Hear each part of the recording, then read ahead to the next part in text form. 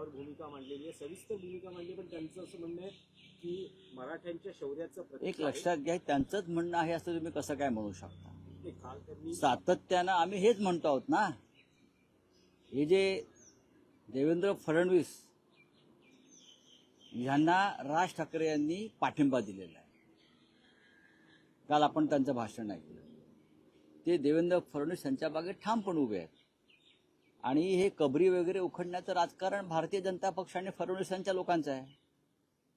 देवेंद्र फडणवीस यांच्या मंत्रिमंडळात जे लोक आहेत बिंडोक, ही त्यांची भूमिका आहे. हे वातावरण त्यांनी खराब केलेलं आहे आणि देवेंद्र फडणवीसांनी त्यांच्यावर कोणतीही कारवाई केली नाही आणि ते मूकपणे या सगळ्यांना पडद्यामागून उत्तेजन देत राहिले.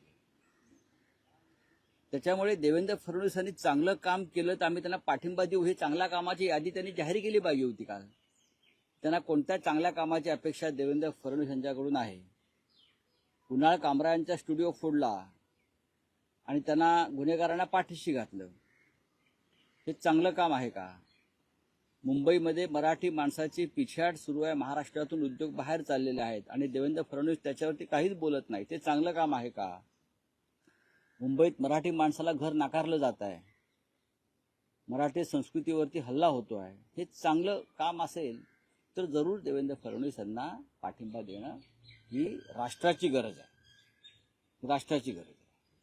पण ठीक आहे, औरंगजेबासंदर्भात, त्याच्या कबरी संदर्भात आम्ही सातत्यानं हीच भूमिका घेतलेली आहे की ते महाराष्ट्रातल्या मराठा योद्ध्यांच्या, छत्रपती शिवाजी महाराजांसाठी ज्यांनी आपल्या प्राणांची आहुती दिली, त्या सगळ्यांच्या हे शौर्याचं प्रतीक आहे आणि ते राहिलाच पाहिजे. पण काल त्यांनी अशी एक भूमिका मांडली की मराठी भाषेचा अपमान करणाऱ्यांच्या कानफटात. लोकसभेत त्यांची भूमिका वेगळी होती पूर्णपणे, ती भाजपच्या सोयीची होती. आणि आताही बघा, मराठी माणसासंदर्भात कानफटात आवाज काढायचा असतो त्याने जरूर काढायलाच पाहिजे. तो कोणत्या पक्षाचा नेता ही भूमिका मांडतो त्याच्याविषयी आमच्या मनामध्ये कधीच संदेह असणार नाही. बाळासाहेब ठाकरेंनी ज्या शिवसेनेची स्थापना केली मराठी माणसासाठी, ती ज्या पद्धतीनं मराठी माणसाचं संघटन भारतीय जनता पक्षानं तोडलं, उद्ध्वस्त केलं, हा मराठी माणसाच्या एकजुटीवरचा सगळ्यात मोठा हल्ला आहे. त्याच्यामुळे माननीय राज ठाकरे यांनी मनावर घेऊन जर कोणाच्या कानफडात मारायचं ठरवलं असेल तर नक्कीच त्यांचं स्वागत. आम्ही तर आहोतच, पण बाळासाहेब ठाकरेंची शिवसेना फोडण्यामागे देवेंद्र फडणवीस यांचा मोठा हात आहे, अमित शहांचा हात आहे, नरेंद्र मोदींचा हात आहे. ही शिवसेना बाळासाहेब ठाकरेंनी मराठी माणसासाठी स्थापन केली. त्याची शक्ल करून मुंबईवरती व्यापाऱ्यांचा ताबा राहावा म्हणून जे राजकारण झालं, त्यात राज ठाकरे यांना ज्यांना पाठिंबा देऊ इच्छितात त्यांचं राजकारण आहे. आम्ही सगळे तरी ठामपणे, खंबीरपणे मराठी माणसाच्या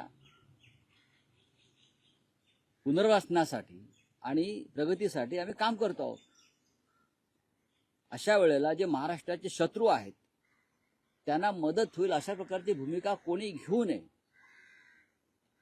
अप्रत्यक्ष सुद्धा घेऊ नये, असं आमचं मत आहे. लोकशाही मराठी ऐका, पहा, जागरूक रहा.